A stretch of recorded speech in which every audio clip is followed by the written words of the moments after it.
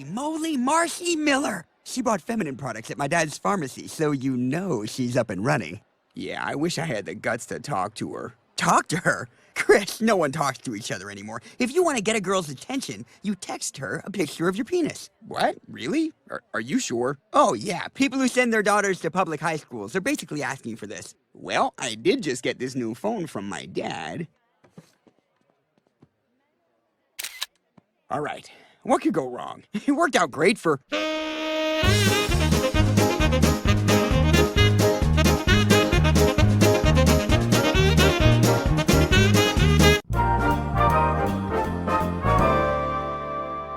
Thank you for coming, Mr. and Mrs. Griffin. We've got a bit of a situation, which is why I've asked Officer Swanson to join us. It appears Chris sent an inappropriate photo of himself to one of his classmates. That's right. He texted a picture of his peenie. Oh, my God. And apparently the girl Oh, thank God. he sent it to doesn't like him back, so she turned him in. Okay, I can see everybody's mad, but... What'd you think?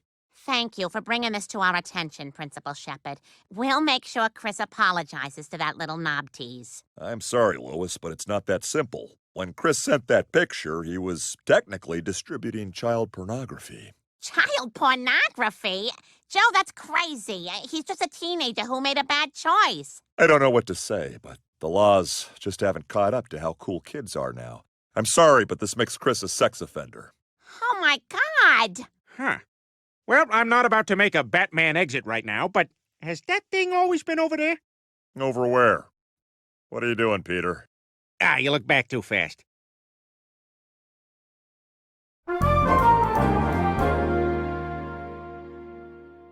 Good afternoon, I'm Tom Tucker. Today we bring you a disturbing case of child pornography. Local teenage scumbag Chris Griffin, whose name will be omitted here, was caught sending quote-unquote graphic selfies of his hog, not sure where that quote is from, to another underage student. Oh, this is awful. Now everyone in town knows I'm a sex offender. We know you didn't mean any harm, Chris. We're just living in a different time. When I was your age, boys used to just whip it out on the bus. Can't I just go on the news and tell everyone I'm sorry? Oh, I wish you could, sweetie, but the law says that as a sex offender, you have to complete a rehabilitation course. Oh, that sounds awful. Good evening, I'm Glenn Quagmire, your instructor. Everyone look to your left. Now look to your right. All of you are sex offenders, and statistically, you will all be here again, because this has never worked in the history of doing this. Now, today, we have a new member, Giggity, Chris G. Hi, Chris. All right, before we begin, whoever's driving a windowless van painted like an ice cream truck, your lights are on. Okay, next, let's take a few minutes to talk about our new fake interests. Here's a clay pot I made. I've started following girls' field hockey. No, come on, you're supposed to pick from the list. Mr. Quagmire, this is terrible, and do I really have to be here? Well, the law does give you a choice, this or chemical castration. What's that? You take a ton of pills that completely wipe out all sexuality. Oh, is that what Michael Moore did? No, but I understand why you'd think that. Now, do you want to see the list? Well, I could take a whack at hand-distressing furniture. We don't say whack.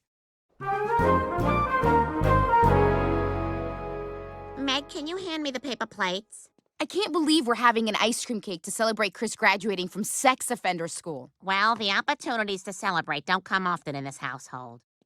There he is, Mr. Former Sex Offender. But, Mom, it's not that big a deal. All I did was finish those creepy classes. I know, but now your record is clear. You can go back to being a normal boy and put all this behind you. Hey, Chris, wait till you see the funny thing I had him put on your cake. Happy 6th birthday, Timmy? Uh-oh, they must have mixed him up. Nice crank, you dirty little bastard. Sorry, I'll take that. Here's your cake. I ate a great deal of it. Giggity giggity, giggity goo. Stick around.